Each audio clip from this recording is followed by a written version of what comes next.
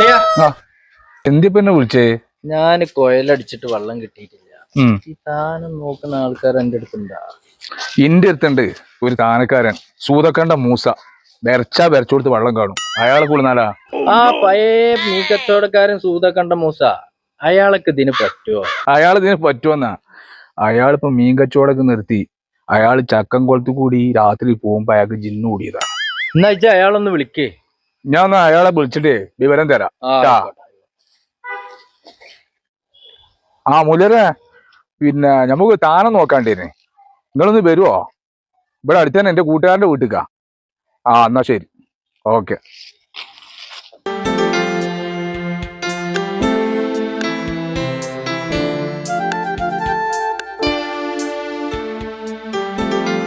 മുലരെ, അസ്സലാമു അലൈക്കും. വലൈക്കും അസ്സലാം. ഏതാ സ്ഥലം?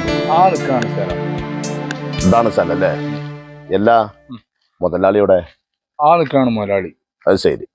എല്ലാ തേങ്ങൊക്കെ റെഡിയാക്കി വെച്ചിക്കണോ? തേങ്ങ ഒക്കെ റെഡിയാണ്. റെഡിയാ? എന്നാ പെട്ടെന്ന് നോക്കല്ലേ. അസ്സലാമലൈക്കും. വലൈക്കും അസ്സലാം. തേങ്ങതാ.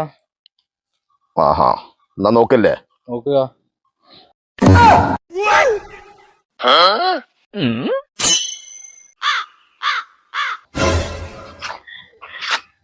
മീനെ കൂയി.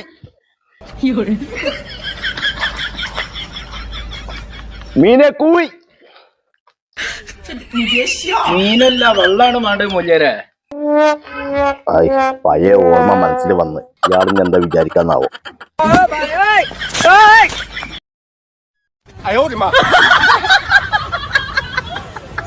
നിങ്ങളൊന്നും ഇങ്ങോട്ട് വന്നാണ്.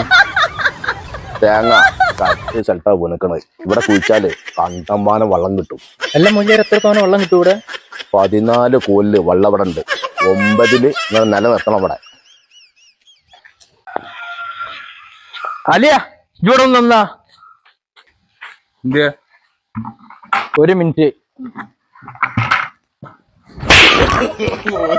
പഠിച്ചോനെ, അവിടെ അടി നടക്കണ്ടല്ല. ഞാൻ പറഞ്ഞോടത്തത് എന്തായാലും തെറ്റിയാ. ഓടി തെറ്റിനാവാൻ നല്ലത്.